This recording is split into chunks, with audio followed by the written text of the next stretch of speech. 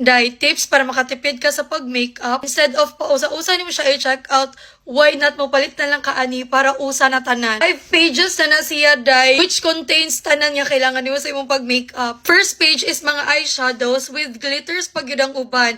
Pwedeng nudish, pwede pang everyday look, pwede pang glam. Awa ang glitter. If atake pa mo ang dark feminine or pang school lang, light makeup lang, naputay mga nude shades. Sa iyang third page is highlighters. Imagine, 6 highlighters na in one page. Dako na kayo magma-save.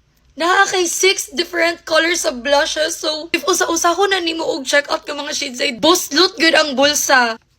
This one is my favorite shade. Blendable pa siya kaayo. For our last page is the cream contour and lipsticks. Pwede na ninyo pang conceal, pang contour. This one for your lip gloss. Dahil ka ng tanan for only 300 plus ragyod. Kung na kayo magma-save, ana imagine if inyong usa-usaw ng mga eyeshadows, contour, lipstick, highlighter.